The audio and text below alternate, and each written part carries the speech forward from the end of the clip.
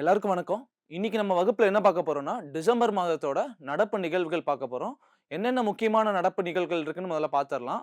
அதே மாரி உங்க எல்லாருக்கும் பயிற்சி தாள் குடுத்திருப்பாங்க. அதே மாரி கரண்ட் அஃபேர்ஸ் மேகஸின் இருக்கும். அது 2த்தையும் பக்கத்துல வச்சுக்கோங்க. நம்ம ஒரு நடப்பு நிகழ்வா பார்க்கும்போது ஒரு கேள்வி அப்படியே சால்வ் பண்ணி பார்க்கலாம். நம்ம சில முக்கியமான நடப்பு நிகழ்வுகள்லாம் இந்த வகுப்புல பார்க்கலாம். இதுக்கப்புறம் இருக்கிற சில கரண்ட் அஃபேர்ஸ்லாம் நீங்க மேகஸின் இருக்கும். அதுல எடுத்து படிச்சுக்கோங்க. இனி வரப்போற எக்ஸாம்ஸ்க்கு உங்களுக்கு அதுலேருந்து கேள்விகள் வரலாம். ஸோ நம்ம என்னென்ன முக்கியமான நடப்பு நிகழ்வுகள்லாம் இருக்குன்ட்டு இப்ப பார்க்கலாம். ஸோ நம்ம என்னென்ன நடப்பு நிகழ்வுகள் இன்னைக்கு பார்க்க போறோம்னா, ஃபர்ஸ்ட் என்ன குடுத்திருக்கோம்னா, சந்தாலி மொழியில் இந்திய அரசியலமைப்பு வெளியிடப்பட்டது அப்படின்னு சொல்றாங்க.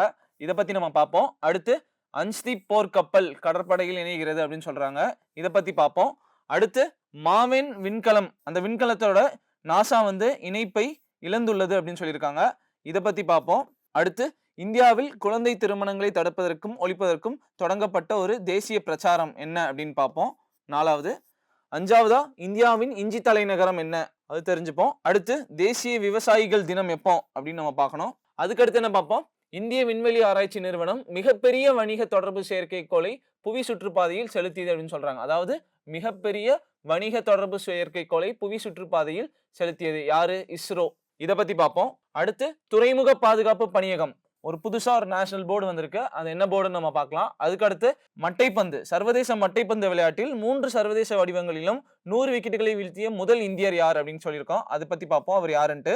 அதுக்கு அடுத்து கவாச், தானியங்கி ரயில் பாதுகாப்பு அமைப்பாகும் அப்படின்னு சொல்றாங்க. இந்த கவாச்னா என்ன, எதுக்கு அப்படின்றத பார்ப்போம். அதுக்கப்புறம் ஆரவழி மலைத்தொடர்கள் தொடர்பான செய்திகள்.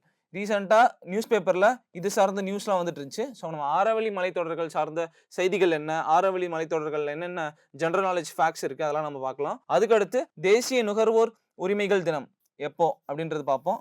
ஸோ இதெல்லாம் தான் நம்ம பார்க்க போற முக்கியமான கரண்ட் அஃபேர்ஸ். ஸோ நம்ம இந்த டாபிக்ஸ்லாம் தான் முக்கியமா பார்க்க போறோம். இந்த ஒரு டாப்பிக்கா என்னன்னு நம்ம பார்த்துட்டு அப்புறம் அது சார்ந்த கேள்விகள் வந்து சால்வ் பண்ணலாம். உங்களுக்கு ஒர்க் ஷீட் இருக்கும், அந்த ஒர்க் ஷீட் எடுத்து வச்சுக்கோங்க. கிளாஸை கவனிச்சு அந்த கொஸ்டின்ஸை நீங்க சால்வ் பண்ண பாருங்க. ஃபர்ஸ்ட் என்ன நியூஸ் வாசிங்க. குடியரசுத் தலைவர் மாளிகையில் நடைபெற்ற நிகழ்ச்சியில் குடியரசுத் தலைவர் திரௌபதி முர்மு சந்தாலி மொழியில் மொழிபெயர்க்கப்பட்ட இந்திய அரசியலமைப்பை வெளியிட்டார் அப்படின்னு சொல்றாங்க. அதாவது இந்திய அரசியலமைப்பை வந்து ஒரு மொழியில மொழிபெயர்த்திருக்காங்க. எந்த மொழியில? சந்தாலி மொழியில். என்ன நியூஸ்னா, இந்திய அரசியலமைப்பை வந்துட்டு சந்தாலி மொழியில வந்துட்டு மொழிபெயர்த்திருக்காங்க. அதை வந்து குடியரசுத் தலைவர் வந்துட்டு வெளியிட்டிருக்காரு அப்படின்னு பார்த்திருக்கோம். எந்த மொழி நம்ம தெரிஞ்சுக்கணும். இந்திய அரசியலமைப்பு சட்டத்தை வந்துட்டு சந்தாலி மொழியில வந்துட்டு நம்ம மொழிபெயர்த்திருக்காங்க அப்படின்னு சொல்றாங்க. இப்ப அந்த சந்தாலி மொழினா என்ன, அது எந்தெந்த மாநிலங்கள்ல பேசுறாங்க, அதெல்லாம் நம்ம தெரிஞ்சுக்கணும். ஸோ இந்த சந்தாலி மொழி பத்தி பார்ப்போம். 2003ஆம் ஆண்டு நிறைவேற்றப்பட்ட 92வது சட்ட திருத்தம் மூலம் இந்திய அரசியலமைப்பின் 8வது அட்டவணையில், அதாவது எப்போ இதுல 8வது அட்டவணையில் சேர்க்கப்பட்ட சந்தாலி மொழி அப்படின்னு சொல்றாங்க.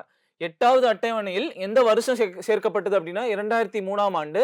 அந்த எத்தனாவது சட்ட திருத்தம் அப்படின்னு பார்த்தோம்னா 92வது சட்ட திருத்தம். அதாவது 92வது அமெண்ட்மெண்ட் ஆக்ட். அந்த அமெண்ட்மெண்ட் ஆக்ட் மூலியமா தான் இந்த சந்தாலி அப்படின்ற ஒரு மொழி வந்துட்டு ஒரு பழமையான மொழி அப்படின்ட்டு நம்ம 8வது அட்டவணையில இந்திய அரசியலமைப்புல ஆட் பண்ணியிருக்கோம் அப்படின்னு சொல்றாங்க. அதுக்கப்புறம் இந்த மொழி எந்தெந்த மாநிலங்கள்லாம் பேசுறாங்க? ஜார்க்கண்ட், ஒடிசா, மேற்கு வங்கம் மற்றும் பீகார் மாநிலத்துல இந்த மொழியை பேசுவாங்க அப்படின்னு சொல்றாங்க. அதுக்கப்புறம் குடியரசுத் தலைவர் என்ன சொல்லியிருக்காங்கன்னு பாருங்க.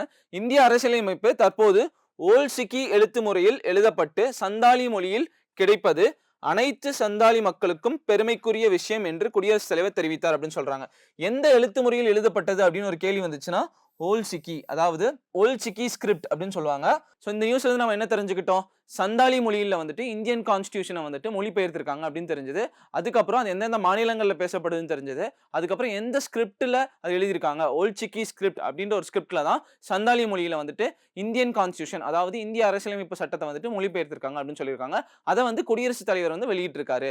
இதுதான் நியூஸ், ஓகேவா? அந்த சந்தாலி மொழியை வந்துட்டு இந்திய அரசியலமைப்பின் 8வது அட்டவணையில எந்த வருஷம் ஆட் பண்ணாங்கன்னு பார்த்தோம்? 2003ஆம் ஆண்டு, ஓகேவா? இப்ப அடுத்த நியூஸ் என்னன்னு பார்ப்போம். அன்ஸ்தீப் அப்படின்ற ஒரு போர்க்கப்பலை வந்துட்டு இந்திய கடற்படைக்கு கொடுத்திருக்காங்க அப்படின்னு சொல்றாங்க. இது வந்து என்ன கப்பல் அப்படின்னு நம்ம தெரிஞ்சுக்கணும். நீர்மூழ்கி எதிர்ப்பு போர் கப்பல், அதாவது நீர்மூழ்கி எதிர்ப்பு போர் ஆழமற்ற நீர்ப்பகுதி போர் கப்பல்களில் 8 கப்பல் வந்து செய்ய சொல்லியிருக்காங்களாமா. அதுல வந்து 3வது கப்பல் தான் இந்த அன்ஸ்தீப் கப்பல் அப்படின்னு சொல்றாங்க. இந்த அஞ்சுதீப் கப்பல் வந்துட்டு எதுக்கு அப்படின்னு பார்த்தோம்னா anti submarine warfare shallow water craft அப்படின்னு சொல்றாங்க. அதாவது இந்த ஆன்டி சப்மரைன் வார்ஃபேர் அப்படின்னா என்னன்னா, இந்த கப்பலை வச்சு சப்மரைன் மூலியமா ஏதாவது எதிரி நாடுகள்ல இருந்து நம்மளை தாக்க வராங்கன்னா இந்த கப்பலை வச்சு நம்ம அந்த சப்மரைனை தாக்கிக்கலாம் அப்படின்றதுக்காண்டி தான் இந்த அஞ்சுதீப் அப்படின்ற கப்பல் வந்துட்டு செஞ்சிருக்காங்க. இதே மாதிரி 8 வெசல், அதாவது இதே மாதிரி 8 கப்பல் தயாரிக்க போறாங்க. அந்த 8 கப்பல்ல இது வந்து 3வது கப்பல் அப்படின்னு நம்ம பார்த்தோம். இதுக்கு முன்னாடி மாசம் நம்ம இதே மாதிரி ஒரு ஆன்டி சப்மரைன் வார்ஃபேர் கப்பல் வந்துட்டு லான்ச் பண்ணியிருப்பாங்க அப்படின்னு பார்த்தோம். அது பேர் என்னன்னு நீங்க ஞாபகம் வச்சு பாருங்க. இப்போ இந்த அஞ்சுதீப் அப்படின்ற பேர் வந்துட்டு எப்படி வந்துச்சு அப்படின்னு நம்ம பார்ப்போம். இப்போ இந்த அஞ்சுதீப் அப்படிங்கிறது இந்த கப்பலுக்கு எதனால பேர் வச்சாங்க அப்படின்னு பார்த்தோம்னா, கர்நாடகாவின் கார்வார் கடற்கரைக்கு அருகே அமைந்துள்ள அஞ்சுதீப் தீவின் பெயர் சூட்டப்பட்டுள்ளது அப்படின்னு சொல்றாங்க. அப்ப அஞ்சுதீப் அப்படின்னா என்னன்னா அதோட தீவோட பேரு, அந்த தீவோட பேர் தான் அந்த கப்பலுக்கு வச்சிருக்காங்க அப்படின்ட்டு. நம்ம இந்தியா மேப்ல கர்நாடகா எங்க இருக்குன்னு நீங்க கெஸ் பண்ண பாருங்க. நம்ம எல்லாருக்கும் தெரியும், இங்கதான் இருக்கு. கரெக்டா? கர்நாடகா. இங்க இதுக்கு பக்கத்துல கார்வார் அப்படின்ற ஒரு ஊர் இங்க இருக்கும். இதுல இந்த அஞ்சுதீப் ஐலாண்ட் வந்துட்டு இங்க இருக்கும். இது வந்துட்டு எந்த கடல்ல இருக்கு அப்படின்னு பார்த்தோம்னா அரபிக் கடல்ல இருக்கு அப்படின்னு நம்ம தெரிஞ்சுக்கணும். கர்நாடகா எல்லையோரத்துல இருக்கு. இப்ப அடுத்த நியூஸ் என்னன்னு பார்ப்போம். இதை வச்சே படிச்சிடலாம். மாவேன் விண்கலத்துடன் இணைப்பை நாசா இழந்துள்ளது அப்படின்னு சொல்றாங்க. நீங்க இந்த இமேஜ் வச்சே கெஸ் பண்ணுங்க. இந்த விண்கலம் வந்துட்டு எந்த கோளுக்கு அனுப்பப்பட்டது அப்படின்ட்டு. இந்த கோள் வந்துட்டு இந்த பிக்சர்ல வந்துட்டு சிவப்பு கலர்ல இருக்கு. எதை நம்ம சிவப்பு கோள் அப்படின்னு சொல்லுவோம்? ரெட் பிளானட் அப்படின்னு சொல்லுவோம். மார்ஸ், செவ்வாய் கிரகத்தை சொல்லுவோம். கரெக்டா? அப்ப இந்த மாவேன் அப்படின்ற விண்கலம் வந்துட்டு எந்த கோளுக்கு அப்படின்னா நம்ம முதல்ல தெரிஞ்சுக்கணும். கரெக்டா? அப்ப இது வந்து மார்ஸுக்கு. கரெக்டா? மார்ஸ் பிளானட்டுக்காக கொண்டு வரப்பட்ட ஒரு திட்டம். எந்த நாட்டோடது அப்படின்னு பார்த்தோம்னா நாசாவோடது, அதாவது அமெரிக்காவோடது. சோ இந்த மாவேன் அப்படின்ற ஒரு விண்கலத்தோட இணைப்பை வந்துட்டு நாசா இழந்துள்ளது அப்படின்னு சொல்றாங்க. ஸோ அப்போ இது எப்போ லான்ச் பண்ணாங்க, ரீசெண்டாக இதோட இணைப்பு போயிருக்குன்னா இது எதனால, இதோட பர்பஸ் என்ன, அதெல்லாம் நம்ம பார்க்கலாம். அப்போ இந்த மாவென் விண்கலம் அப்படின்னு பார்த்தோமா, ஃபர்ஸ்ட் இதோட ஃபுல் ஃபார்ம் என்ன நம்ம தெரிஞ்சுக்கணும். Mars atmosphere and volatile evolution, இதுதான் அதோட ஃபுல் ஃபார்ம். ஒரு விண்கலத்தை பத்தி படிக்கிறீங்கன்னா அதோட ஃபுல் ஃபார்ம் ஃபர்ஸ்ட் எப்பவுமே நீங்க தெரிஞ்சு வச்சுக்கணும். Mars atmosphere and volatile evolution. இது எந்த நாடோடது அப்படின்னு பார்த்தோம்னா அமெரிக்கா நாட்டோடது. அதாவது இது நாசா தான் லான்ச் பண்ணியிருக்காங்க. இப்போ இதோட இணைப்பு வந்துட்டு மிஸ் ஆயிடுச்சு அப்படின்னு சொல்றாங்க. ஸோ இந்த மாவேன் அப்படிங்கிறது என்ன பண்ணும் அப்படின்னு நம்ம பார்க்கணும். செவ்வாயில் மாவேனின் முக்கிய பணி என்ன அப்படின்னு பார்த்தோம்னா, மெல்லிய மேல் வளிமண்டலத்தையும் அயனோஸ்பியரையும், அதாவது மேற்பரப்பிற்கு மேலே உள்ள மின்னோட்டம் பெற்ற துகள்களை அளவிடுவதற்கும் அவைகளுடன் சூரிய ஒளி மற்றும் சூரிய காற்று எவ்வாறு வினை புரிகின்றன என்பதை கண்காணிப்பதும் ஆகும் அப்படின்னு சொல்றாங்க. ஸோ என்னன்னா, சன்லைட்ல இருந்து வர சோலார் விண்டு எப்படி இன்ட்ராக்ட் ஆகுது அப்படின்றத தெரிஞ்சுக்கிறதுக்கு தான் நம்ம மாவேன் அப்படின்ற ஒரு விண்கலத்தை வந்துட்டு நாசா லான்ச் பண்ணியிருக்காங்கன்னு சொல்றாங்க. அதோட இணைப்பை வந்து ரீசெண்டா கட் ஆயிடுச்சு அப்படின்றது தான் நியூஸ். இப்போ நாசாவோட செவ்வாய் கிரகத்துக்கு வேற என்னென்ன திட்டங்கள்லாம் இருக்கு அப்படின்னு நம்ம தெரிஞ்சுக்கணும். மார்ஸ் ரிகனைசன்ஸ் ஆர்பிட்டர் அப்படின்னு சொல்றாங்களா, ஒன்று. அடுத்து மார்ஸ் ஒடேசி, 2. ஸோ இந்த 2 திட்டம், அதாவது Mars reconnaissance orbiter and Mars ஒடேசி அப்படின்னு இருக்கா, இது ரெண்டுமே மார்ஸுக்கான திட்டம் தான், அதாவது செவ்வாய் கிரகத்துக்கான திட்டம் தான் அப்படின்னு நம்ம தெரிஞ்சுக்கணும். நம்ம அப்போ நாசாவோட செவ்வாய் கிரகத்தோட திட்டத்தோட 3 விண்கலம் பத்தி படித்தோம். ஒன்று வந்து மாவேன் அப்படின்னு படித்தோம், அதுக்கப்புறம் மார்ஸ் ரெகனைசன்ஸ் ஆர்பிட்டர், அப்புறம் மார்ஸ் ஒடேசி. இந்த 3 நாசாவோடது. அப்போ இஸ்ரோவோடது என்னன்னு உங்களால் சொல்ல முடியுமா? யாராவது கெஸ் பண்ணுங்க. இஸ்ரோ என்ன, இந்திய விண்வெளி ஆராய்ச்சி நிறுவனம் வந்துட்டு செவ்வாய் கிரகத்துக்கு வந்துட்டு என்ன விண்கலம், அதோட பேர் என்ன, அந்த மிஷின் பேர் என்னன்னு கெஸ் பண்ணுங்க. அது பேர் வந்துட்டு மங்கள்யான் அப்படின்னு நம்ம பார்த்திருப்போமா. இதுதான் இஸ்ரோவால மார்ஸ்க்கு அனுப்பப்பட்ட ஒரு மிஷின். ஓகேவா, செவ்வாய் கிரகத்துக்கு.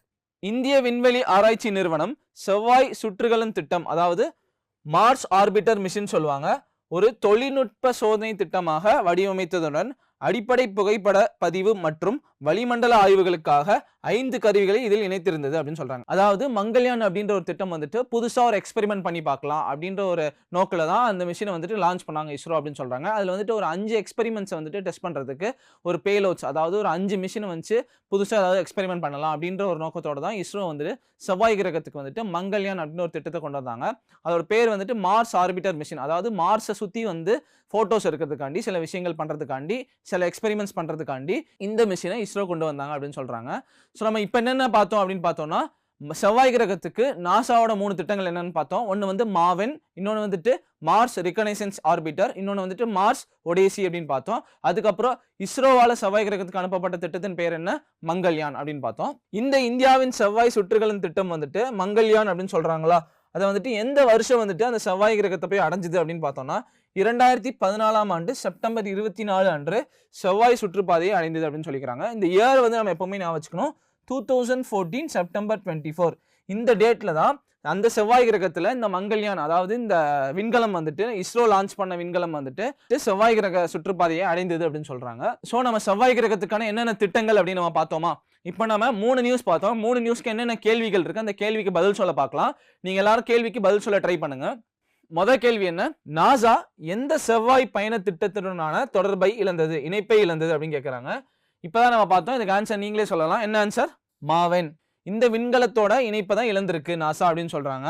சோ மீதி ரெண்டும் மார்ஸ் ரிகனைசன்ஸ் ஆர்பிட்டர், அதே மாதிரி மார்ஸ் ஒடிசி அப்படின்றாங்களா, அதே மாதிரி மாவன், இந்த மூணும் நாசாவோடது நம்ம தெரிஞ்சுக்கணும். அதுக்கப்புறம் மங்கள்யான்றது இஸ்ரோவோடதுன்னு தெரிஞ்சுக்கணும். எந்த வருஷம் வந்துட்டு செவ்வாய் கிரகத்தை போய் அடைஞ்சது அப்படின்னு கேட்டாங்கன்னா 2014ஆம் ஆண்டு. ஓகேவா? அடுத்த கேள்வி பார்க்கலாம். The Constitution of India was translated and released in which tribal language in December 2025? இதுவும் இப்பதான் பார்த்தோம். இதுக்கு ஆன்சர் சொல்லுங்க. சந்தாலி லாங்குவேஜ். ஓகேவா? இது வந்து 92வது கான்ஸ்டிடியூஷனல் அமெண்ட்மெண்ட் ஆக்ட் 2003ஆம் ஆண்டு வந்துட்டு 8th ஷெட்யூல்ல 8வது அட்டவணையில ஆட் பண்ணிருக்காங்க அப்படின்னு சொன்னாங்க. அதையும் தெரிஞ்சு வச்சுக்கணும். ஓகேவா? அடுத்த கேள்விக்கு பதில் சொல்லுங்க. ஐஎன்எஸ் அஞ்சுதீப் பிசன் என்னன்னு கேட்டிருக்காங்க. விமானம் தாங்கி கப்பல், நாசகார கப்பல், ஆழமற்ற நீர்மூழ்கி எதிர்ப்பு போர்க்கப்பல், உலங்கு வானூர்தி. இதுவும் ஆன்சர் பண்ணிடலாம். ஆழமற்ற நீர்மூழ்கி எதிர்ப்பு போர்க்கப்பல், இதான் இதோட ஆன்சர். ஒரு கேள்வியா பார்க்கும்போது உங்களோட ஒர்க் ஷீட்ல, அதாவது உங்களோட பயிற்சி தாளிலையும் இந்த கேள்விக்கான ஆன்சரை வந்துட்டு நீங்க குறிச்சு வச்சுக்கோங்க. என்ன நியூஸ் நம்ம ஃபர்ஸ்ட் படிப்போம், அதுக்கப்புறம் அதை சார்ந்த கேள்வியை நீங்களும் ட்ரை பண்ணுங்க. அப்பதான் உங்களுக்கு மனப்பாடம் ஆகும். இப்ப அடுத்த நியூஸ் என்னன்னு பார்க்கலாம். இந்தியாவில் குழந்தை திருமணங்களை தடுப்பதற்கும் ஒழிப்பதற்கும் தொடங்கப்பட்ட ஒரு தேசிய பிரச்சாரம் அப்படின்னு நம்ம பார்த்தோமா? சோ அந்த தேசிய பிரச்சாரத்தோட பேர் என்ன அப்படின்னு பார்த்தோம்னா பால் விவா முக்த் பாரத் அபியான் அப்படின்னு சொல்றாங்க. இப்ப இதுக்கு அர்த்தம் என்னன்னா, பால்னா சைல்டு அப்படின்னு சொல்லுவாங்க, விவானா மேரேஜ், முக்துனா ஃப்ரீ, பாரத்னா தெரியும் நமக்கு இந்தியா, அபியான் அப்படிங்கிறது ஒரு பிரச்சாரம், அதாவது ஒரு திட்டம்னு சொல்லலாம், ஒரு கேம்பெயின்னு சொல்லலாம். ஸோ இந்தியாவில் வந்துட்டு குழந்தை திருமணங்களை வந்துட்டு தடுப்பதற்கும் ஒழிப்பதற்கும் வந்துட்டு ஒரு பிரச்சாரம் கொண்டு வந்திருக்காங்க. அதோட பேர் தான் பால் விவா முக்த் பாரத் அபியான் அப்படின்னு சொல்றாங்க. நம்ம அந்த பேர் வச்சே இந்த மாதிரி கெஸ் பண்ணிக்கலாம். பால் அப்படின்னா சைல்டு, விவா அப்படின்னா மேரேஜ். ஸோ சைல்டு மேரேஜை வந்துட்டு ஒழிக்கிறதுக்கும் அது நடக்காம இருக்கிறதுக்கும் ஒரு பிரச்சாரம் கொண்டு வந்திருக்காங்க. அதோட பேர் தான் இது. இது எந்த அமைச்சகத்தின் கீழ் வருது, இது சார்ந்த நியூஸ் என்ன அப்படின்னு நம்ம பார்ப்போம். ஸோ இப்போ இந்த பால் விவா முக்த் பாரத் அபியான் அப்படிங்கிறது எந்த அமைச்சகத்தின் கீழ் வருது அப்படின்னு பார்த்தோம்னா ministry of women and child development கீழே வருது. அதாவது பெண்கள் மற்றும் குழந்தைகள் மேம்பாட்டு அமைச்சகம் கீழே வருது அப்படின்னு சொல்றாங்க. நம்ம ஒரு ஸ்கீம், ஒரு பிரச்சாரம் அப்படின்னு எடுத்துக்கிட்டோம்னா அது எந்த அமைச்சகத்தின் கீழ் வருது அப்படின்றத நம்ம ஃபர்ஸ்ட் பார்க்கணும்.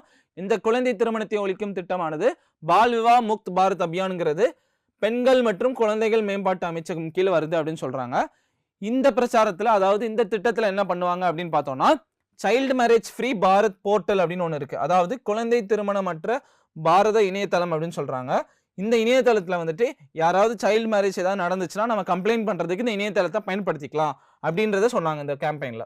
குழந்தை திருமணமற்ற பாரத இணையதளம், அதாவது child marriage free Bharat portal அப்படின்னு ஒன்று கொண்டு வந்தாங்க. அதுல என்ன பண்ணுவாங்கன்னா, இது குடிமக்கள் குழந்தை திருமண சம்பவங்களை பற்றி தகவல் அளிக்கவும், புகார்களை பதிவு செய்யவும், நாடு முழுவதும் உள்ள குழந்தை திருமண தடுப்பு அதிகாரிகள் தொடர்பான தகவல்களை அணுகவும் உதவவும் ஒரு புதுமையான இணையவழி தளமாக செயல்படுகிறது அப்படின்னு சொல்றாங்க. ஸோ இந்த கேம்பெயின்ல ஒரு இணையதளம் கொண்டு வந்துட்டு சைல்டு மேரேஜ் எங்கேயா நடக்குதுன்னா அது புகார் தெரிவிக்கிறதுக்கு இந்த இணையதளத்தை பயன்படுத்திக்கலாம் அப்படின்ற ஒரு அவேர்னஸ் கொடுக்கறதுக்காண்டி ministry of women and child development வந்துட்டு இந்த கேம்பெயினை கொண்டு வந்திருக்காங்கன்னு சொல்றாங்க. ஸோ சைல்டு மேரேஜை ஒழிக்கிறதுக்கு வந்துட்டு பால் விவா முக்த் பாரத் அபியான் அப்படின்ற ஒரு கேம்பெயின் கொண்டு வந்திருக்காங்க. அது எந்த அமைச்சகத்தின் கீழ் இருக்கு அப்படின்றத நம்ம பார்த்தோம். அதுக்கப்புறம் அதுல வந்துட்டு ஒரு இணையதளம் கொண்டு வந்தாங்க புகார் தெரிவிக்கிறதுக்கு. அதுக்கப்புறம் அதுக்குன்னு சில ஆஃபீஸர்ஸ்லாம் வச்சிருக்காங்க. அந்த ஆஃபீஸர்ஸ் பத்தி நம்ம தகவல் தெரிஞ்சுக்கணும்னா அதெல்லாம் எடுத்து நம்ம அந்த இணையதளத்துல பார்த்துக்கலாம். அந்த இணையதளம் பேர் என்னன்னா child marriage free Bharat portal அப்படின்னு சொல்றாங்க. இப்ப அடுத்து பாருங்க, இந்தியாவில் குழந்தை திருமணம் நடக்கிற வந்துட்டு, அதாவது 18 முதல் 29 வயதுக்குட்பட்ட பெண்களிடையே குழந்தை திருமணம் விகிதம் அதிகமாக உள்ள மாநிலங்கள் என்ன அப்படின்னு நம்ம பார்த்தோம்னா மேற்கு வங்காளம், பீகார் மற்றும் திரிபுரா. இந்த 3 மாநிலத்துல தான் வந்துட்டு இந்தியாவிலேயே அதிகமா குழந்தை திருமணங்கள் நடக்குது அப்படின்னு சொல்றாங்க. ஸோ இந்த மாதிரி விஷயங்கள்லாம் சில ஃபேக்ட்ஸ் தான். நீங்க வந்துட்டு மேற்கு வங்காளம், அதுக்கப்புறம் பீகார், திரிபுரா இந்த மாதிரி மாநிலங்கள்ல அதிகமா சைல்டு மேரேஜஸ் நடக்குது அப்படின்ற ஒரு ஃபேக்டா தெரிஞ்சு வச்சுக்கோங்க. அதே மாதிரி எந்தெந்த ஸ்டேட்ஸ்ல வந்துட்டு கம்மியா இருக்கு, அதாவது அப்பனா அந்தந்த ஸ்டேட்ஸ்ல சைல்டு மேரேஜ் வந்து கம்மியா தான் இருக்கு, நடக்கல, டெவலப் ஆயிடுச்சு அப்படின்ற மாதிரி இருக்கும். ஸோ இந்த கேம்பெயின் வந்துட்டு இந்த மாதிரி சைல்டு மேரேஜஸ் ஸ்டாப் பண்றதுக்கு தான் இந்த கேம்பெயின் கொண்டு வந்திருக்காங்க அப்படின்னு நம்ம பார்த்தோம். இப்போ இந்த குழந்தை திருமணத்தை ஒழிப்பதற்கு வந்துட்டு இந்தியாவில் என்ன சட்டம் கொண்டு வந்திருக்காங்க அப்படின்னு நம்ம தெரிஞ்சுக்கணும். கரெக்டா அது என்ன சட்டம் அப்படின்னு பார்த்தோம்னா அது என்னன்னு பார்ப்போம். 2006ஆம் ஆண்டு குழந்தை திருமண தடுப்பு சட்டம் அப்படின்றது ஒன்று ஏற்றப்பட்டதுன்னு சொல்றாங்க. அதாவது prevention of child marriage act. அது வந்து எந்த வருஷம் கொண்டு வந்தாங்க அப்படின்னு பார்த்தோம்னா 2006ஆம் ஆண்டு. இதுல வந்துட்டு இந்த சட்டத்தின் கீழ் 18 வயதிற்கு குறைவான சிறுமிகள் மற்றும் 21 வயதிற்கு குறைவான சிறுவர்கள் தொடர்பான திருமணங்கள் கடுமையாக தடை செய்யப்பட்டுள்ளன அப்படின்னு சொல்றாங்க. அதாவது 18 வயசு கீழே இருக்கிற சிறுமிகள் மற்றும் 21 வயசுக்கு இருக்கிற கீழே இருக்கிற சிறுவர்களுக்கு வந்துட்டு திருமணம் செய்யக்கூடாது. அப்படி செஞ்சா வந்துட்டு கடுமையான தண்டனைகள் கொடுக்கப்படும் அப்படின்றத குழந்தை திருமண தடுப்பு சட்டம் 2006ல கொண்டு வந்ததுல சொல்றாங்க அப்படின்னு சொல்றாங்க. இப்ப அடுத்து என்னன்னு பார்ப்போம். இந்த நியூஸ் கெஸ் பண்ணுங்க. இந்தியாவின் இஞ்சி தலைநகரம் என்ன அப்படின்னு பார்த்திருக்கோம். யாருக்காவது தெரியுமா? ஸோ இப்போ ஒரு க்ளூ கொடுக்குறேன். அந்த க்ளூ வச்சு கெஸ் பண்ணி பாருங்க. இந்தியாவின் இஞ்சி தலைநகரம் என்ன அப்படின்ட்டு நம்ம கனெக்ஷன்ஸ் பார்த்துருப்போம்ல, எந்த ஸ்டேட் அப்படின்ட்டு. இதை வச்சு அது எந்த ஸ்டேட்னு கெஸ் பண்ண பாருங்க. ஒரு 5 செகண்ட்ஸ் டைம் கொடுக்குறேன். இந்தியாவின் இஞ்சி தலைநகரம் என்ன அப்படின்ட்டு இந்த க்ளூ வச்சு கெஸ் பண்ணுங்க. ஸோ இதுக்கு ஆன்சர் என்னன்னா மிசோரம். ஸோ இந்த க்ளூ வச்சு எப்படி கண்டுபிடிக்கணும்னா இது வந்து ரேம்னு சொல்லுவாங்க கரெக்டா. ஸோ இதை வச்சு இந்த கனெக்ஷன்ல நம்ம போட்டுடலாம். ஜிஞ்சர் கேபிட்டல் ஆஃப் இந்தியா அப்படின்ட்டு ரீசெண்டாக எந்த ஸ்டேட்டை சொல்லியிருக்காங்கன்னா மிசோரம் ஸ்டேட்டை சொல்லியிருக்காங்க. ஸோ இது சார்ந்த செய்திகள் பார்ப்போம்.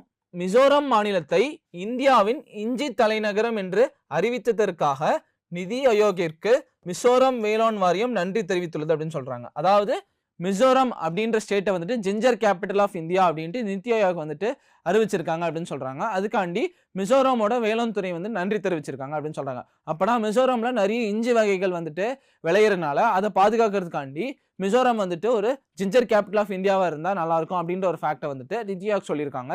ஸோ இனிமேல் ஜிஞ்சர் கேபிட்டல் ஆஃப் இந்தியா அப்படின்ற ஒரு ஃபேக்ட்டுக்கு என்ன ஸ்டேட் ஆன்சர் வரும் அப்படின்னு பார்த்தோம்னா மிசோரம் அப்படின்றத நீங்க ஞாபகம் வச்சுக்கணும். ஸோ அடுத்த செய்தி என்னன்னு பார்ப்போம். நேஷனல் ஃபார்மர்ஸ் டே, அதாவது தேசிய விவசாயிகள் தினம். இந்த தினம் வந்துட்டு எப்போது கொண்டாடப்படுகிறது அப்படின்னு நம்ம தெரிஞ்சுக்கணும். இந்தியாவில் தேசிய விவசாயிகள் தினம், அதாவது அது கிசான் திவாஸ் அப்படின்னு சொல்லுவாங்க, அது ஆண்டுதோறும் டிசம்பர் 23 அன்று கொண்டாடப்படுகிறது அப்படின்னு சொல்றாங்க. எந்த நாள்? டிசம்பர் 23.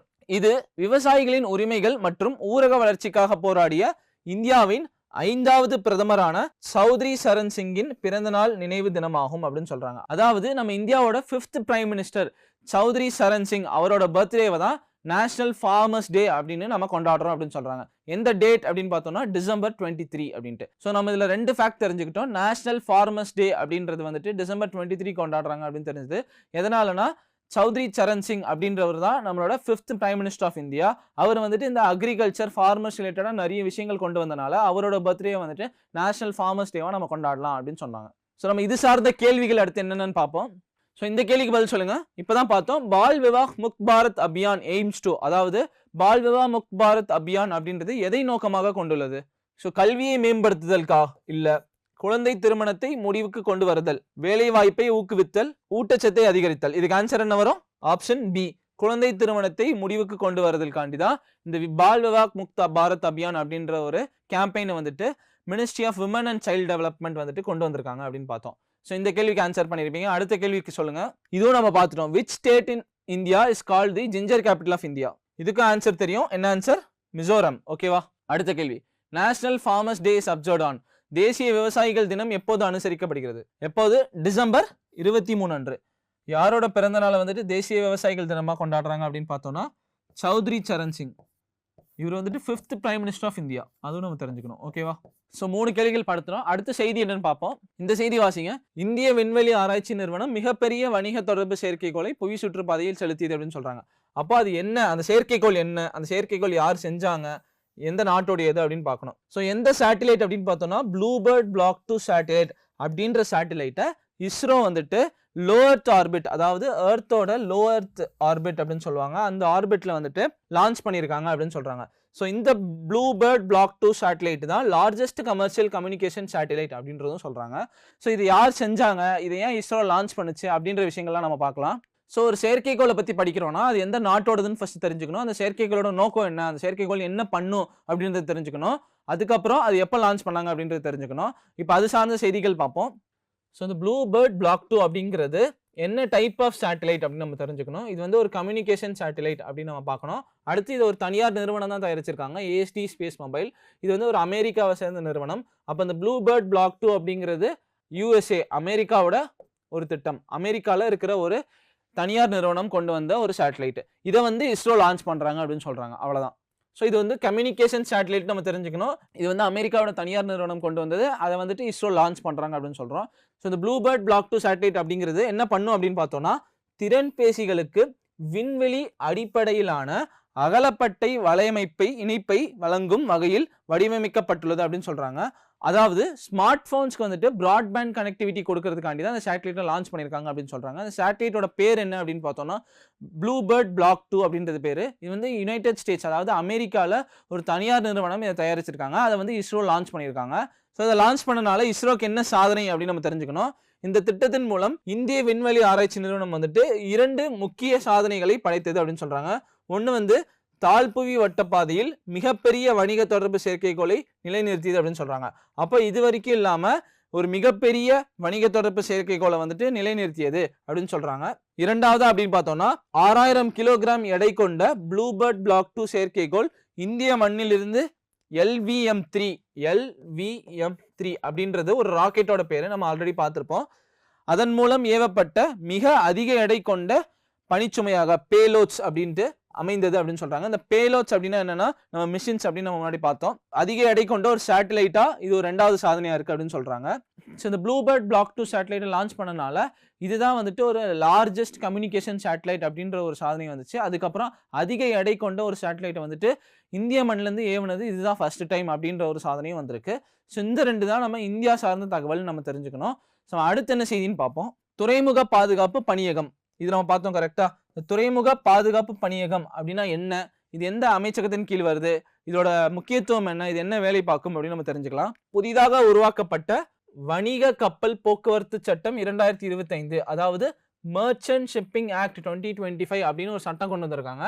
அந்த சட்டத்தின் கீழ் பிரிவின் 13 கீழ் மத்திய அரசு துறைமுக பாதுகாப்பு பணியகத்தை ஒரு சட்டப்பூர்வ அமைப்பாக உருவாக்கியுள்ளது அப்படின்னு சொல்றாங்க. அதாவது பியூரோ ஆஃப் போர்ட் செக்யூரிட்டி, இதுதான் அதோட பேரு. இதை வந்துட்டு மர்ச்சன்ட் ஷிப்பிங் ஆக்ட் 2025 அப்படின்னு ஒரு சட்டத்தை கொண்டு வந்து பியூரோ ஆஃப் போர்ட் செக்யூரிட்டி அப்படின்ற ஒரு பாடியை வந்துட்டு கொண்டு வந்திருக்காங்க.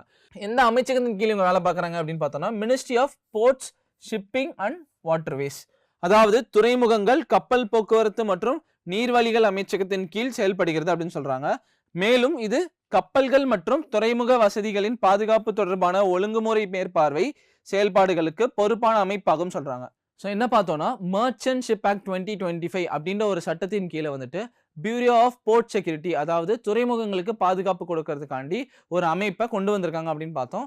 எந்த சட்டத்தின் கீழே அப்படின்னு பார்த்தோம்னா மர்ச்சன்ட் ஷிப் ஆக்ட் 2025, அதாவது வணிக கப்பல் போக்குவரத்து சட்டம், அந்த சட்டத்தின் கீழே தான் வந்துட்டு கொண்டு வந்திருக்காங்க. ஸோ இந்த பியூரோ ஆஃப் போர்ட் செக்யூரிட்டி வந்துட்டு எதெல்லாம் வந்துட்டு மேற்பார்வை பண்ணுவாங்க, எதெல்லாம் தடுக்கணும்னு பண்ணுவாங்க அப்படின்னு பார்த்தோம்னா கடல்சார் பயங்கரவாதம், அதுக்கப்புறம் ஆயுத கடத்தல், போதைப் பொருள் கடத்தல், மனித கடத்தல் மற்றும் பிற சட்டவிரோத கடத்தல், வேட்டையாடுதல், நீர் வழியாக சட்டவிரோத இடப்பெயர்வு, அதுக்கப்புறம் கடல் கொள்ளை மற்றும் சைபர் பாதுகாப்பு அச்சுறுத்தல்கள், இது போன்ற பாதுகாப்பு தொடர்புகளையும் துறைமுக பாதுகாப்பு பணியகம் கண்காணிக்கும் அப்படின்னு சொல்றாங்க. ஸோ இவங்களோட வேலைகள் என்னவா இருக்குன்னு பார்த்தோம்னா துறைமுகத்துக்கு கப்பலுக்கு பாதுகாப்பு கொடுக்கறது, அதுக்கப்புறம் அதில் நடக்கிற டெரரிசம், அதுக்கப்புறம் ஏதாவது ட்ரக் டிராஃபிக் பண்ணுறாங்கன்னா, அதுக்கப்புறம் ஹியூமன் டிராஃபிக்கிங் நடக்குதுன்னா, மனித கடத்தல் நடத்துனா, இந்த மாதிரி விஷயங்களை தடுக்கிறதும் இவங்களோட வேலையாக இருக்கும் அப்படின்னு சொல்கிறாங்க. ஸோ இப்போ அடுத்த செய்தி என்னன்னு பார்ப்போம். ஸோ இது ஒரு ஸ்போர்ட்ஸ் நியூஸ். இது என்னன்னு வாசிங்க. சர்வதேச மட்டைப்பந்து விளையாட்டின் 3 வடிவங்களிலும் 100 விக்கெட்டுகளை வீழ்த்திய முதல் இந்தியர் அப்படின்ற ஒரு ரெக்கார்டு வந்திருக்கு. இந்த முதல் இந்தியர் யார் அப்படின்றது தான் நம்ம இப்போ பார்க்க போகிறோம். அதாவது first Indian bowler to take 100 wickets across all 3 international formats அப்படின்னு சொல்றாங்க. ஸோ இப்போ ஒரு புகைப்படம் காட்டுறேன், அதை வச்சு கெஸ் பண்ணிடலாம். ஸோ இவர் தான் Jasprit Bumrah became the first Indian bowler to take 100 wickets across all 3 international formats. So Jasprit Bumrah அப்படின்றவர் தான் கிரிக்கெட்ல விளையாட போற 3 வடிவங்கள், அதாவது ODI, T20 மேட்ச்னு சொல்லுவோம், அப்புறம் டெஸ்ட்னு சொல்லுவோமா, அந்த 3 வடிவங்களிலும் 100 wickets எடுத்த முதல் இந்தியர் யாரு அப்படின்ற ஒரு ரெக்கார்டை வந்துட்டு ஜாஸ்பிரிட் பும்ரா பிரேக் பண்ணியிருக்காரு அப்படின்ட்டு. ஸோ இதுதான் அந்த நியூஸ். ஸோ இதுக்கப்புறம் இது சார்ந்த கேள்விகள் பார்ப்போம். ப்ளூபேர்ட் பிளாக் 2 செயற்கைக்கோள் முக்கியமாக எதை வழங்கும் அப்படின்னு சொல்லியிருக்காங்க. ஸோ ஆப்ஷன்ஸில் பாருங்க, வெதர் ஃபோர்காஸ்டிங் சொல்லியிருக்காங்க, வானிலை முன்னறிவிப்பு, அதுக்கப்புறம் தொலைக்காட்சி ஒளிபரப்பு, விண்வெளி சுற்றுலா, திறன் பேசிகளுக்கு செல்பேசி அகலப்பட்ட இணையம், எதுக்கு cellular broadband to smart phones, இதுக்காண்டி தான் இந்த ப்ளூபேர்ட் பிளாக் 2 சேட்டலைட் வந்து லான்ச் பண்ணாங்கன்னு பார்த்தோம். இது எந்த நாட்டோடது அப்படின்னு பார்த்தோம்னா அமெரிக்கா நாட்டோடது. இந்த சேட்டலைட் என்ன சேட்டலைட் அப்படின்னா கம்யூனிகேஷன் சேட்டலைட், அதுவும் நீங்க தெரிஞ்சுக்கணும். ஓகேவா? ஸோ அடுத்த கேள்வி போகலாம். துறைமுக பாதுகாப்பு பணியகம் எந்த அமைச்சகத்தின் கீழ் செயல்படுகிறது? இதுக்கு நீங்க தான் ஆன்சர் பண்ணணும். நம்ம பார்த்தோம், உள்துறை அமைச்சகம், பாதுகாப்பு அமைச்சகம், துறைமுகம், கப்பல் மற்றும் நீர்வழி போக்குவரத்து அமைச்சகம், வர்த்தக அமைச்சகம். இது ஆன்சர் எல்லாருக்கும் ஈஸியா தெரியும், ministry of port shipping and waterways. இந்த அமைச்சகத்தின் கீழே தான் பியூரோ ஆஃப் போர்ட் செக்யூரிட்டி அப்படின்ற ஒன்று வந்துட்டு புதுசாக இன்ட்ரடியூஸ் பண்ணியிருக்காங்க. இப்போ அடுத்த கேள்வி பார்ப்போம். சர்வதேச மட்டைப்பந்து விளையாட்டின் 3 வடிவங்களிலும் தலா 100 விக்கெட்டுகளை வீழ்த்திய முதல் இந்திய வீரர் யார்? இதுக்கும் ஆன்சர் தெரியும், இப்பதான் பார்த்தோம். என்ன ஆன்சர்? ஜாஸ்பிரித் பும்ரா. ஓகேவா? இப்போ அடுத்த செய்திகள் என்னன்னு பார்ப்போம். கவாச் சிஸ்டம் அப்படின்றத வந்துட்டு ரயில்வே டிராக்ஸ்ல வந்துட்டு இன்ஸ்டால் பண்றாங்க அப்படின்னு சொல்றாங்க. ஸோ அப்போ இந்த கவாச் சிஸ்டம் அப்படின்னா என்னன்னு நம்ம தெரிஞ்சுக்கணும். கரெக்டா? இந்த கவாச் சிஸ்டம் எதுக்கு அப்படின்னு பார்த்தோம்னா, நம்ம நியூஸ்ல வந்து அதிகமாக பார்ப்போம். இந்த மாதிரி ஒரே ட்ராக்ல ஆப்போசிட்ல வந்து 2 ட்ரெயின் வந்து மோதிக்கிடுச்சு அப்படின்ட்டு. இந்த மாதிரி விஷயங்கள்லாம் நிறைய பார்ப்போம். அதே மாதிரி ஒரு ரெட் சிக்னல் இருந்தாலும் ஒரு ட்ரெயின் தாண்டி போய் ஆக்சிடென்ட் ஆயிடுச்சு. இந்த மாதிரி விஷயங்கள்லாம் இருந்துச்சுல. ஸோ இதை வந்துட்டு சரி பண்றதுக்கு கவாச் அப்படின்ற ஒரு கருவி கொண்டு வந்திருக்காங்க. அந்த கருவி என்னென்ன பண்ணும் அப்படின்றத நம்ம பார்க்கலாம். ஸோ இது வந்து ஃபர்ஸ்ட் உள்நாட்டிலேயே உருவாக்கப்பட்ட ஒரு தானியங்கி ரயில் பாதுகாப்பு அமைப்பாகும் அப்படின்னு சொல்றாங்க. ஸோ ரயில் பாதுகாப்புக்காண்டி கொண்டு வந்தது தான் இந்த கவாச் அப்படின்றது. இது வந்து indigenously developed automatic train production system தெரிஞ்சுக்கணும். ஸோ இது முக்கியமாக என்ன பண்ணும் அப்படின்னு நம்ம பார்ப்போம். ஒருவேளை சிகப்பு சிக்னலை தாண்டி ஒரே பாதையில் 2 ரயில்கள் நேருக்கு நேர் வந்தால் தொழில்நுட்பம் தானாகவே கட்டுப்பாட்டை ஏற்றுக்கொண்டு தானாகவே ரயிலின் பிரேக்கிங் அமைப்பை செயல்படுத்துகிறது அப்படின்னு சொல்றாங்க. அதாவது ஒரு சிக்னலை தாண்டி 2 ட்ரெயின் வந்துட்டு ஒரே ட்ராக்ல ஆப்போசிட்ல வந்துச்சுன்னா பிரேக்கிங் சிஸ்டம், அதாவது அந்த ட்ரெயின்ல பிரேக் வந்துட்டு ஆட்டோமேட்டிக்கா அது போட்டுரும் அப்படின்றது தான் இந்த கவாச்சோட ஒரு முக்கியமான விஷயமா இருக்கு அப்படின்னு சொல்றாங்க. அதுக்கப்புறம் வேக கட்டுப்பாடுகளுக்கு ஏற்ப ரயிலை கட்டுப்படுத்த ஓட்டுநர் தவறினால் இது தானாகவே ரயிலின் பிரேக்கிங் அமைப்பை செயல்படுத்துகிறது அப்படின்னு சொல்றாங்க. இந்த கவாச் சிஸ்டம் அப்படின்றது எதுக்குன்னு பார்த்தோம்னா, ஒரே ட்ராக்ல ஆப்போசிட்ல ட்ரெயின் வந்துச்சுன்னா ஆட்டோமேட்டிக்கா பிரேக்கை வந்துட்டு அது அப்ளை பண்ணிடும். அது ஒண்ணுக்காக. அதுக்கப்புறம் இப்போ வந்துட்டு ஒரு ட்ராக்ல ஒரு ட்ரெயின் போயிட்டு இருக்கும் போது இந்த ஸ்பீட்ல தான் போகணும் அப்படின்னு இருக்கு. அதை தாண்டி ஏதாவது ஸ்பீடு போச்சுன்னா ஆட்டோமேட்டிக்கா பிரேக் போட்டுரும் அப்படின்ற விஷயத்துக்காகவும், கூடுதலாக பார்வை திறன் குறைவாக இருக்கும் பனிமூட்டமான நேரங்களில் லோகோ பைலட்டுகளுக்கு பெரும் உதவியாக இருக்கும் வகையில் லெவல் கிராசிங்கை நெருங்கும் போது எச்சரிக்கை ஒலிப்பானை தானாகவே செயல்படுத்துகிறது அப்படின்னு சொல்றாங்க. ஸோ இந்த 3 விஷயங்கள் தான் இந்த கவாச் சிஸ்டமோட முக்கியமானது. ஸோ இதனால வந்துட்டு நம்ம ட்ரெயின் ஆக்சிடென்ட்ஸை கம்மி பண்ணலாம் அப்படின்ற விஷயத்துக்காண்டி தான் இந்த கவாச் அப்படின்ற ஒரு கருவி வந்து கொண்டு வந்திருக்காங்க. இது இந்தியாவிலே தயாரிக்கப்பட்ட ஒரு கருவி. ஸோ இது எதுக்காக அப்படின்னு பார்த்தோம்னா, ட்ரெயின் ஆக்சிடென்ட்ஸ் எல்லாம் கம்மி பண்றதுக்கு, அதுக்கப்புறம் ரயில்வே போக்குவரத்தை வந்து மேம்படுத்துறதுக்காண்டி இந்த கவாச் அப்படின்ற ஒரு கருவியை கொண்டு வந்திருக்காங்க. இது இந்தியாவிலேயே தயாரிக்கப்பட்ட ஒரு கருவி. ஸோ அடுத்த நியூஸ் என்னன்னா, ஆரவழி மலைத்தொடர்கள் தொடர்பான செய்திகள். என்ன நடக்குது அப்படின்னா, அந்த ஆரவழி மலைத்தொடர்களில் வந்துட்டு சட்டவிரோத சுரங்க பணிகள், அதுக்கப்புறம் கட்டுமான நடவடிக்கைகள் மற்றும் சுற்றுச்சூழல் பாதுகாப்பு விதிமுறைகளை நீர்த்து போகுதல். ஸோ நம்ம நியூஸில் பார்த்துருப்போம், இந்த ஆரவழி மலைத்தொடர்களில் வந்துட்டு சுரங்கம் தோன்றது, அதுக்கப்புறம் அதிகமாக அந்த வாட்டர் பொல்யூஷன் பண்ணுறது, ஃபாரஸ்ட் அழிக்கிறது, அதுக்கப்புறம் அந்த மலைகளை வந்து இடித்து அதில் இருக்க கற்களை வச்சு நம்ம கன்ஸ்ட்ரக்ஷனுக்கு யூஸ் பண்ணுறது, அந்த மாதிரி பண்ணுறதுனால அந்த மலைத்தொடர்கள் வந்து அழிஞ்சு வருது அப்படின்னால ப்ரொட்டஸ்ட் பண்ண ஆரம்பித்தாங்க. ஸோ நம்ம என்ன தெரிஞ்சுக்கணும் அதுலேருந்து, அந்த ஆரவழி மலைத்தொடர்கள் பற்றி ஒரு ஜென்ரலான இன்ஃபர்மேஷன் என்ன ஃபேக்ட் இருக்குது, அந்த மாதிரி விஷயங்கள்லாம் தெரிஞ்சுக்கணும். ஃபர்ஸ்ட் இந்த ஆரவழி மவுண்டைன்ஸ்ன்றது எந்தெந்த ஸ்டேட்டில் இருக்குது அப்படின்னு நம்ம தெரிஞ்சுக்கணும். எந்தெந்த ஸ்டேட்டில் இருக்குது அப்படின்னு பார்த்தோம்னா, குஜராத், ராஜஸ்தான், ஹரியானா, அப்புறம் டெல்லி. அதாவது 3 ஸ்டேட்ஸ்லையும் ஒரு யூனியன் டெரிட்டரிலையும் இந்த ஆரவழி மவுண்டைன்ஸ் பாஸ் ஆகுது அப்படின்னு சொல்றாங்க. And 1 union territory. ஓகேவா? இதுதான் நம்ம ஃபர்ஸ்ட் தெரிஞ்சுக்கணும். ஸோ இது சார்ந்த தகவல் மேலும் பார்க்கலாம். ஸோ இந்திய வரைபடத்தில் வந்துட்டு ஆரவழி மவுண்டைன்ஸ் எங்க இருக்குன்னு நம்ம தெரிஞ்சு வச்சுக்கணும். எங்க இருக்கு? இந்த இடத்துல இருக்கு. ஓகேவா? ஸோ எந்தெந்த மாநிலம் அப்படின்னு பார்த்தோம்னா, குஜராத், ராஜஸ்தான், ஹரியானா, அதுக்கப்புறம் டெல்லி. ஓகேவா? 3 மாநிலம், ஒரு யூனியன் பிரதேசம். ஸோ ஆரவழி மலைத்தொடர்கள் பற்றி நம்ம என்னன்னு பார்ப்போம். இது வந்து 200 கோடி ஆண்டுகள் பழமையான மற்றும் இந்தியாவின் மிக பழமையான மலைத்தொடராகும் அப்படின்னு சொல்றாங்க. இந்தியாவின் அப்ப மிக பழமையான மலைத்தொடர் அப்படின்னா என்னன்னு பார்த்தோம்னா ஆரவழி ரேஞ்ச் அப்படின்னு நம்ம தெரிஞ்சுக்கணும். அடுத்து ஆரவழி ரேஞ்சோட மிக உயரமான சிகரம் என்ன அப்படின்னு நம்ம தெரிஞ்சுக்கணும். என்ன கொடுத்துருக்காங்க? குரு ஷிகார். இதுதான் ஆரவழி தொடரின் மிக உயரமான சிகரம் அப்படின்னு சொல்றாங்க. அதோட உயரம் எவ்வளோ? 1722 மீட்டர். ஓகேவா? ஸோ இந்த ஆரவழி மவுண்டைன்ஸோட முக்கியமான விஷயம் என்ன அப்படின்னு பார்த்தோம்னா, அந்த ஆரவழி தொடரில் வந்துட்டு அதோட மேற்கு பகுதியில் வந்துட்டு தார் டெசர்ட் இருக்கு அப்படின்னு நமக்கு தெரியும். அதோட கிழக்கு பகுதியில் வந்துட்டு கங்கை நதி ஓடுது அப்படின்னு தெரியும். அப்போ அந்த கங்கை நதி ஓடுற இடத்துல என்ன பண்ணுவாங்க? விவசாயம் பண்ணுவாங்க. அப்போ இந்த ஆரவழி மலைத்தொடர்கள் என்ன பண்ணுதுன்னா, இந்த தார் டெசர்ட், மேற்குலேருந்து தார் டெசர்ட்டை வந்துட்டு கிழக்கு புறமா வந்துட்டு இன்னும் நீண்டு வராமல் இருக்கிறதுக்கு இந்த மவுண்டைன்ஸ் வந்து ஒரு பிளாக்கா இருக்கு அப்படின்னு சொல்றாங்க. அடுத்து இந்த ஆரவழி மலைத்தொடர்கள்ல இருந்து சில ஆறுகள் வந்துட்டு நதிகள் வந்துட்டு ஆரம்பிக்குதுன்னு சொல்றாங்க. என்னென்ன நதிகள்?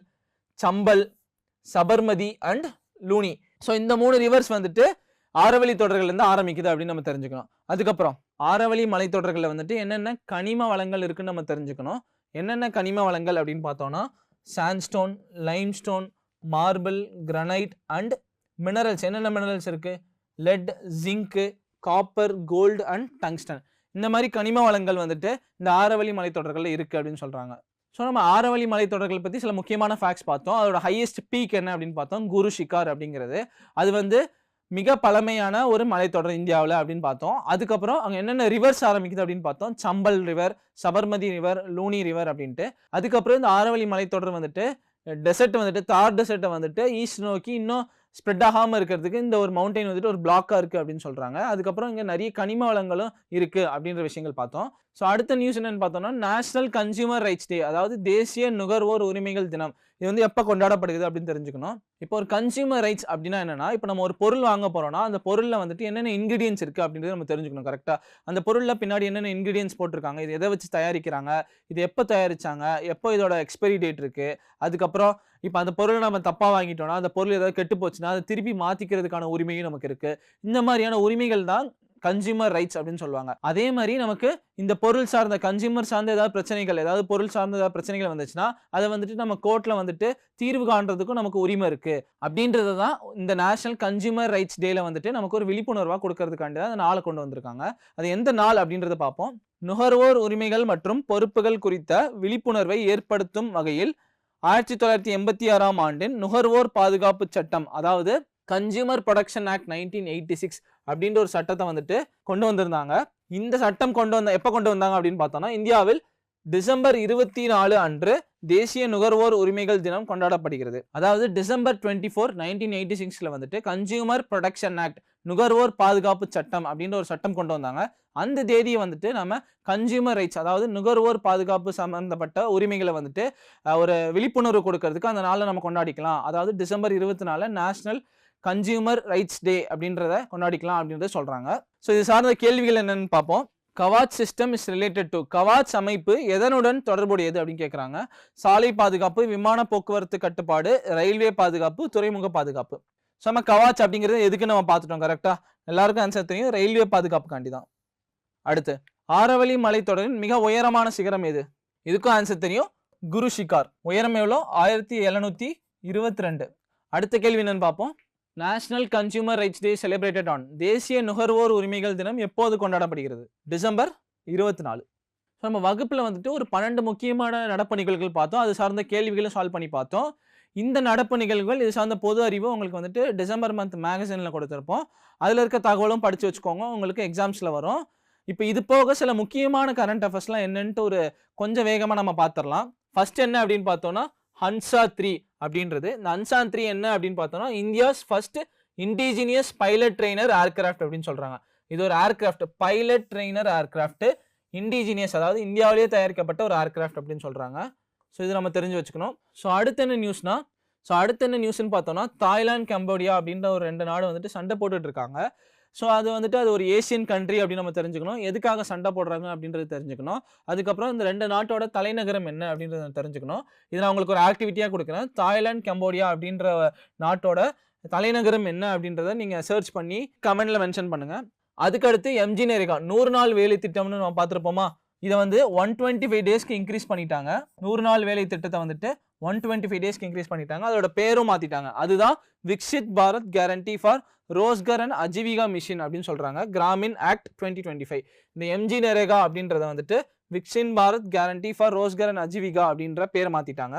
அதுக்கப்புறம் என்ன நியூஸ் அப்படின்னு பார்த்தோம்னா, தாதாபாய் நருஜியோட 200th பர்த் அனிவர்சரி இந்த வருஷம் வந்திருக்கு அப்படின்னு சொல்றாங்க. ஸோ தாதாபாய் நருஜி யாருன்னு பார்த்தோம்னா, இண்டிபெண்டன்ஸ்க்காக போராடின ஒருத்தர், நேஷனலிஸ்ட் அப்படின்னு சொல்லுவோம். ஸோ இவர் வந்துட்டு ஆங்கிலேயர் காலத்தில் வந்துட்டு இந்தியாவிலேருந்து என்னென்ன வளங்கள்லாம் வந்து சுரண்டி எடுத்துகிட்டு போனாங்க அப்படின்றதுனா ஒரு தியரியாக எடுத்து சொல்லுவார் மக்களுக்கு. அதுக்கப்புறம் பிரிட்டிஷ் பார்லிமெண்ட்டில் எலெக்ட் ஆன ஒரு ஃபஸ்ட்டு இந்தியன் எம்பி வந்துட்டு தாதாபாய் நௌரோஜி தான் அப்படின்றத நம்ம தெரிஞ்சுக்கணும். அதுக்கப்புறம் இவர் வந்துட்டு நம்ம grand old man of India அப்படின்னு நம்ம சொல்லுவோம், அதுவும் நம்ம தெரிஞ்சுக்கணும், grand old man of India. So இவரை சார்ந்த நிறைய ஃபேக்ட்ஸ் வந்துட்டு உங்களுக்கு மேகசினில் கொடுத்துருப்போம், அதை எடுத்து படிங்க. அதுக்கப்புறம் United Nation champions of Earth award அப்படின்னு சொல்றாங்க. ஒரு அவார்டு கொடுத்துருக்காங்க, United Nations champions of Earth award. யாருக்கு கொடுத்துருக்காங்க அப்படின்னு பார்த்தோம்னா, இந்தியாவில் சுப்ரியா சாஹூ அப்படின்றவங்களுக்காக இந்த United UN champions of Earth award அப்படின்னு ஒன்று கொடுத்துருக்காங்க. இது யாரு கொடுப்பாங்க அப்படின்னு பார்த்தோம்னா, UNEP, United Nation environment programme. So இந்த யுஎன்இபி வந்துட்டு இந்த யூஎன் சாம்பியன்ஸ் ஆஃப் எர்த் அவார்டை வந்து எதுக்கு கொடுப்பாங்க அப்படின்னு பார்த்தோம்னா, கிளைமேட் பொல்யூஷன் சார்ந்து ஏதாவது ஒரு பெஸ்ட்டாக ஒரு சொல்யூஷன் கண்டுபிடிச்சோம், அந்த சொல்யூஷனை நம்ம இம்ப்ளிமெண்ட் பண்ணுறோன்னா அதில் பெஸ்ட்டாக எடுத்து இந்த அவார்டு தருவாங்க. அதில் சுப்ரியா சாஹூ அப்படின்றவங்களுக்கு இந்தியாவில் இருக்கிற இவங்களுக்கு வந்துட்டு இந்த அவார்ட் கிடைச்சிருக்கு 2025ல. ஸோ அடுத்து என்ன நியூஸ்ன்னு பார்த்தோம்னா பிரசிடென்ட் கன்ஃபர்ஸ் ராஷ்டிரிய விக்யான் புரஸ்கர் 2025. ஸோ இதுவும் ஒரு அவார்டு தான், ராஷ்டிரிய விக்யான் புரஸ்கர் அப்படின்றது. இது எதுக்கு அப்படின்னு பார்த்தோம்னா சயின்ஸு, அதுக்கப்புறம் டெக்னாலஜி, அப்புறம் இனோவேஷன், இந்த மாதிரி விஷயங்கள்ல ஏதாவது புதுசாக கொண்டு வந்திருந்தாங்கன்னா அதுக்காண்டி இந்த அவார்ட் தருவாங்க. யார் தருவாங்க அப்படின்னு பார்த்தோம்னா பிரசிடென்ட் தான் தருவாங்க. இந்த அவார்ட் பேர் என்ன, ராஷ்டிரிய விக்யான் புரஸ்கர் அவார்டு. ஸோ இந்த வருஷம் இது யாருக்கு கொடுத்துருக்காங்க அப்படின்னு பார்த்தோம்னா ஜெயந்த் விஷ்ணு நர்லிக்கர் அப்படின்றவருக்கு இந்த அவார்டு கொடுத்துருக்காங்க. ஸோ அடுத்த என்ன நியூஸ் அப்படின்னு பார்த்தோம்னா Deepavali inscribed on UNESCO's representative list of intangible cultural heritage of humanity அப்படின்னு சொல்றாங்க. அதாவது தீபாவளி அப்படின்ற ஒரு பண்டிகை வந்து யுனெஸ்கோவோட ஒரு முக்கியமான லிஸ்ட்ல சேர்த்திருக்காங்க. இது ஒரு முக்கியமான பண்டிகை, இது வந்துட்டு இந்தியாவில் ஒரு முக்கியமான பண்டிகை. அதனால தீபாவளி அப்படிங்கிறத யுனெஸ்கோல ஒரு இன்டான்ஜிபிள் கல்ச்சுரல் ஹெரிட்டேஜ் இந்த மாதிரி சில விஷயங்களுக்குன்னு ஒரு லிஸ்ட்டை வச்சிருப்பாங்க. இப்போ இதுக்கு முன்னாடி வந்துட்டு யோகா, அதுக்கப்புறம் கும்பமேளா, இந்த மாதிரி விஷயங்களை இந்த லிஸ்ட்ல ஆட் பண்ணாங்க. இப்போ ரீசெண்டாக தீபாவளி அப்படின்ற ஒரு ஃபெஸ்டிவலை இந்த லிஸ்ட்ல ஆட் பண்ணியிருக்காங்க. ஸோ இப்போ நம்ம ஃபாஸ்ட்டாக பார்த்த நியூஸ்லாம் உங்களுக்கு மேகசினில் கொடுத்துருப்போம். தெளிவாக இது சார்ந்த பொது அறிவு என்ன இருக்கு, என்ன நியூஸ்ன்றதை நீங்கள் பாருங்க. ஸோ ஒரு ஆக்டிவிட்டி கொடுக்குறேன் உங்களுக்கு. நம்ம அந்த தாய்லாந்து, கம்போடியா அப்படின்ற ஒரு 2 நாடுகள் சண்டை போட்டுட்டு இருந்தாங்கன்னு சொன்னோம் தெரியுமா? ஸோ அந்த 2 நாடுகள் வந்து எதுக்காக சண்டை போடுறாங்கன்னு சொல்றேன். எதுக்காக அப்படி பார்த்தோம்னா ப்ரீச் விஹர் டெம்பிள் அப்படின்ற ஒரு டெம்பிள் இருக்கு, ஒரு கோவில் இருக்கு. அது வந்து யுனெஸ்கோ வேர்ல்டு ஹெரிட்டேஜ் சைட் அப்படின்னு சொல்றாங்க.